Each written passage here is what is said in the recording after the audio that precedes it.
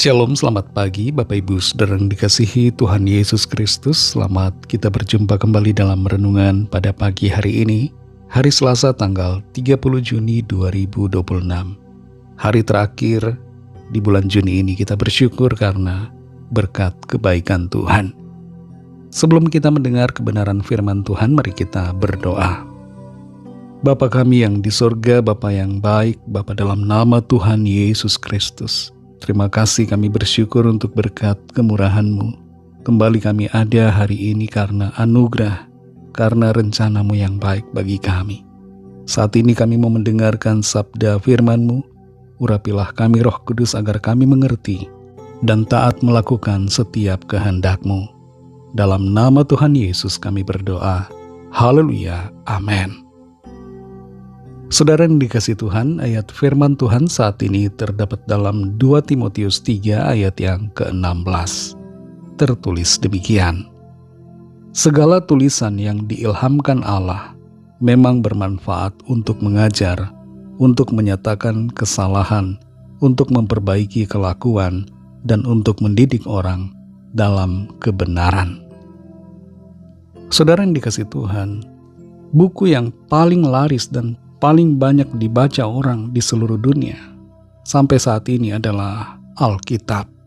Alkitab telah dicetak dalam berbagai bahasa di seluruh dunia dan saat ini dapat diakses secara digital sehingga lebih banyak lagi orang yang dapat membacanya. Alkitab juga menjadi satu-satunya buku atau kitab yang paling banyak diserang oleh orang-orang yang tidak percaya khususnya atau yang berseberangan. Dan salah satu cara yang sering kali digunakan untuk menjatuhkan kredibilitas Alkitab adalah dengan mengatakan bahwa Alkitab telah dipalsukan. Dan selain itu, bahwa Alkitab banyak sekali versi. Pada kenyataannya Alkitab tidak dipalsukan. Pesannya masih tetap sama. Kabar Injil itu juga masih tetap sama, yaitu tentang Kristus, yaitu Tuhan Yesus yang telah datang sebagai manusia untuk menyelamatkan setiap orang yang percaya kepadanya. Alkitab hanya ada satu versi. Yang banyak versi adalah terjemahannya. Tapi banyaknya versi terjemahan tidak mengubah fakta bahwa Alkitab tetaplah asli, saudara. Alkitab telah melalui proses verifikasi, melalui berbagai penelitian sejarah selama hampir 2000 tahun. Dan apa yang menjadi kesimpulannya adalah bahwa Alkitab menjadi kitab yang dapat dipercaya. Ada beberapa alasan logis mengapa kita percaya Alkitab dan bukan yang lain. Yang pertama, saudara, Alkitab terbukti secara historis. Apa yang tertulis di dalamnya merupakan bukti sejarah dan arkeologi yang tidak terbantahkan. Dalam Alkitab tercatat sejarah yang nyata, bukan fiksi, bukan sebuah mitologi. Alkitab menyebutkan nama-nama raja yang spesifik, kota-kota yang nyata, kekaisaran yang ada, dan batas-batas wilayah yang dapat ditelusuri. Para kritikus Alkitab seringkali menyerang keakuratan isi Alkitab. Tapi bukti sejarah dan arkeologi menunjukkan bahwa semua yang ada di dalamnya adalah fakta dan kebenaran. Para kritikus pernah meragukan keberadaan Pontius Pilatus. Tapi di tahun 1961 ditemukan bukti arkeologis yang disebut Batu Pilatus di daerah Kaisarea. Banyak juga orang yang meragukan tentang pribadi Yesus Kristus yang disalib. Tapi tulisan-tulisan di luar Alkitab menyatakan bahwa memang benar ada Yesus Kristus yang disalibkan. Hal yang kedua mengapa kita percaya Alkitab adalah karena Alkitab mencatat nubuatan yang sangat tepat. Ada begitu banyak nubuatan di dalam Alkitab yang tergenapi. Salah satunya adalah nubuatan tentang pribadi Tuhan Yesus.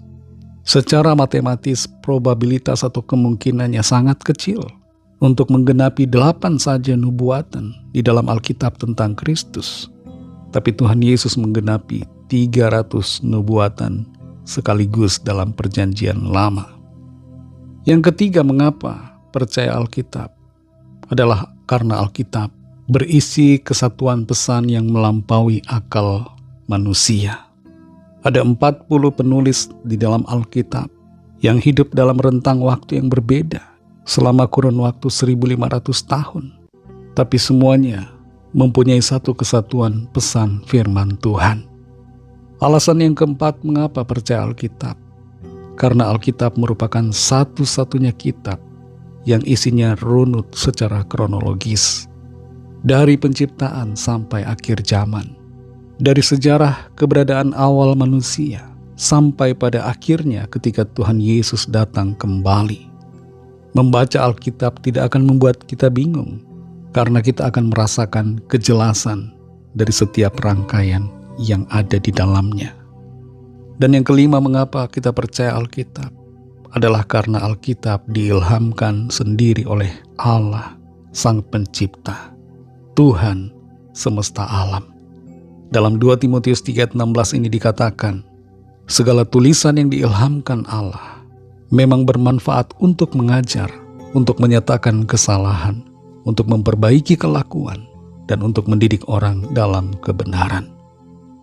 Saudara yang dikasihi Tuhan, biarlah kita senantiasa memiliki kesukaan dalam membaca Alkitab dan percaya kepada firman Tuhan, serta jangan mau digoyahkan oleh orang-orang yang berusaha membelokkan kita dari kebenaran. Alkitab adalah firman Tuhan, dan firman Tuhan itu menuntun kita untuk senantiasa ada dalam kebenarannya. Mari kita berdoa. Terima kasih Tuhan Yesus, kami bersyukur ya Bapa untuk firman-Mu yang sudah kami dengar, yang menambah pengertian kami tentang Alkitab, tentang firman-Mu, yang menuntun langkah kami. Kami percaya kepada firman-Mu. Firman-Mu tidak berubah, firman-Mu kekal selamanya. Firman-Mu menuntun kami di dalam kebenaran-Mu.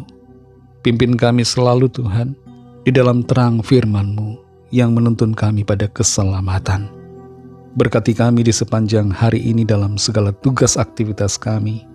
Sertai kami agar kami berhasil dan berkemenangan dalam segala perkara. Lawatlah setiap kami yang sakit, yang dalam pergumulan. Kuasa-Mu bekerja di dalam kami, memberikan kesembuhan, kekuatan, pemulihan, dan jalan keluar yang ajaib. Kami serahkan semua dalam tangan kasih-Mu, dalam nama-Mu yang kudus, nama Tuhan Yesus Kristus, kami sudah berdoa dan mengucap syukur. Mari sama-sama kita berdoa, doa Bapa kami. Bapa kami yang di sorga, dikuduskanlah nama-Mu, datanglah kerajaan-Mu, jadilah kehendak-Mu di bumi seperti di sorga. Berikanlah kami pada hari ini makanan kami yang secukupnya, dan ampunilah kami akan kesalahan kami, seperti kami juga mengampuni orang yang bersalah kepada kami. Dan janganlah membawa kami ke dalam pencobaan, tetapi lepaskanlah kami daripada yang jahat, karena Engkau-lah yang punya kerajaan, dan kuasa dan kemuliaan, sampai selama-lamanya. Amin. Terimalah berkat Tuhan. Tuhan memberkati engkau dan melindungi engkau. Tuhan menyinari engkau dengan wajah-Nya dan memberikan kasih karunia. Tuhan menghadapkan wajah-Nya kepadamu dan memberikan damai sejahtera. Berkat dan anugerah Allah Bapa, kasih karunia dari Tuhan Yesus Kristus, dalam persekutuan dengan Roh Kudus, menyertai saudara semua, sekarang ini dan sampai Maranatha, Tuhan Yesus datang kembali, dan bahkan sampai selama-lamanya. Dalam berkat nama Tuhan Yesus Kristus, haleluya, amin. Puji Tuhan, saudara yang dikasihi Tuhan, Tuhan Yesus memberkati saudara semua. Selamat beraktivitas dan sampai jumpa dalam renungan yang berikutnya. Haleluya.